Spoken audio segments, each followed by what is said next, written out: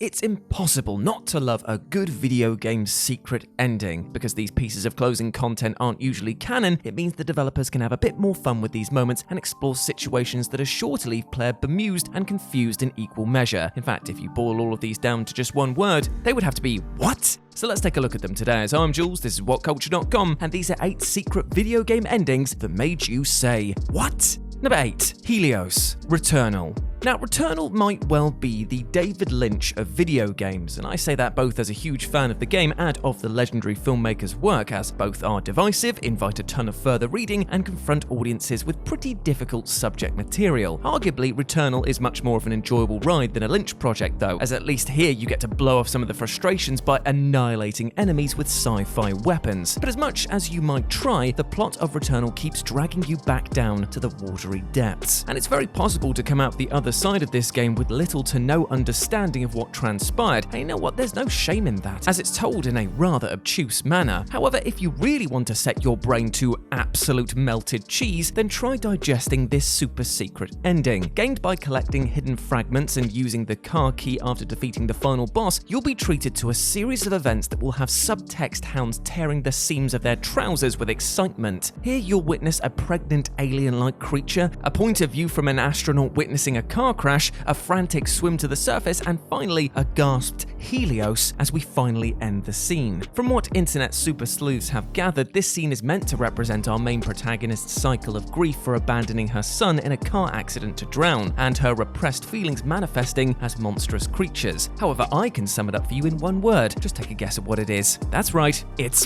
what? Number 7. 101% completion. Jak and Daxter, the Precursor's Legacy. Now, I will always hold a soft spot for Jak and Daxter's first outing on the PS2, namely because it was one of the first games that I ever played on that console, and man did it feel like a huge step up from the prior generation. It also helped that the game was as polished and as smooth as my egg-shaped head, but what really pushed it over the line was the attention to detail when it came to characters, comedy, and devilishly tricky platforming segments. Therefore, of course, I was one of many who saw the game through to completion and indeed beyond, netting the 101% completion bonus by grabbing all 101 power cells and returning to a mysterious precursor door. With great anticipation at the secrets that I'd unlocked for all of my hard work, I gazed in wonder as all the cells began to power up and the great mechanism groaned into life. However, this moment quickly soured when all that was revealed was a blinding light and all of the characters looking on in amazement before then cutting to black. Oh, cool. So you just made me work my nuts off for a cheap sequel teaser, did you? A sequel teaser that they also begin Jak 2 with, so it's totally not worth your time at all, and you missed nothing by ignoring the collectathon from the original game. I'm sorry, what?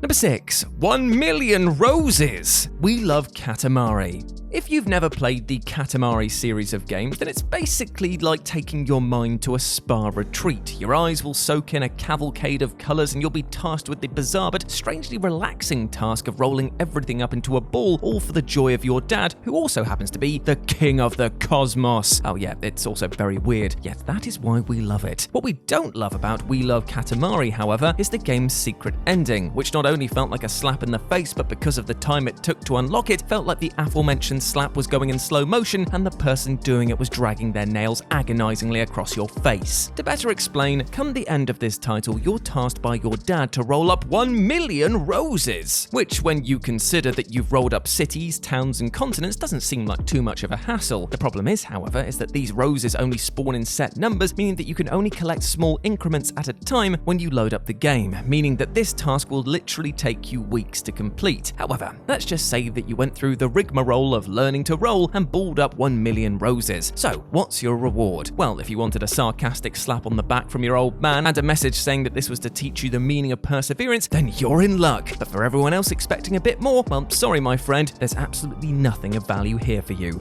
Cheers. Number 5. Run Out the Clock. Shenmue HD. If there's one thing about the almighty Shenmue, yes, I will say it correctly once because apparently people get annoyed about that, hammers home at nearly every opportunity, it's that your father is most definitely dead and that Lan Di is the man responsible. What follows is a rip-roaring adventure comprised of pretty ropey dialogue, outstandingly strange quick-time events, and a healthy bit of duck racing to boot. However, it's things like the aforementioned quack-quack qualifying laps that ended up eating a lot of players' time, as they seemingly abandoned their quest for revenge and indulged indulged in arcade machines, fight clubs, and hidden side quests, and just so much more. Now, this usually isn't too much of a problem as you are given ample time to solve the case, but should you become so consumed by side activities that you end up passing a full calendar year, you'll unlock a super secret and, well, rather depressing ending for yourself. Here we see our main hero return to the dojo to see that Land D is actually returned. Not content with waiting for you to find him, he's come knocking at your door instead. This leads to our hero declaring that he will avenge his father before, well, totally not doing that and getting killed in a single move. That'll teach you to waste time on gacha machines.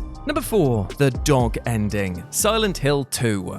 How is it possible that literally decades after its release, Silent Hill 2 remains as one of the most fascinating horror video game experiences going? Not only does it have a wickedly sharp narrative, but its enemy design, especially the iconic Pyramid Head, are phenomenal. It's also one of the tensest atmospheres going, putting many other horror titles to shame by reveling in the idea that sometimes less is most definitely more. It's also got a secret ending where it turns out that a dog was controlling the entire event. Yeah, for some reason I always forget that this exists, and it blows my mind each and every time I rediscover this moment. Watching James walk into the hilarious control room only to collapse and cry, prompting the dog to come over and lick his face, is at once one of the most disturbing things I've seen in a horror video game, but easily also one of the most hilarious. Not even the UFO angle that the series previously went with and then returned to with the other secret Silent Hill endings could top this. It was just too perfect. Number 3. Tea Party for the Gods. Hades. Hades as a video game is so very easy to fall in love with. Not only is it utterly stunning, but its addictive gameplay loop is so perfectly balanced that it's no wonder that people were more than ready to complete the game over and over in order to unlock its secret ending. But the best part is that this secret ending isn't actually the only one. While many assume that doing 10 runs in order to unlock the full backstory of the gods is the be-all and end-all, there's actually a secret hidden epilogue of content that requires you to complete the story, well, dozens more times. You'll know that you're on the right path when you meet Persephone and she has a quest marker above her head, as this will trigger the final air quotes mission, which sees you delivering what is in essence an invitation to a tea party for all the gods. Weird, right? Well, things get even weirder at the party, because here Persephone reveals the truth to the guests that she is both alive and the mother of Zagreus, to which they respond pretty well considering, leading to a rather iconic shot of Hades and Zeus shaking hands and wishing each other the best. It truly is a wonderful moment and well worth the effort to get there, but upon taking a step back, you start to realize that you spent quite possibly hundreds of hours organizing a glorified tea party, and that is sure to make you say a rather exasperated,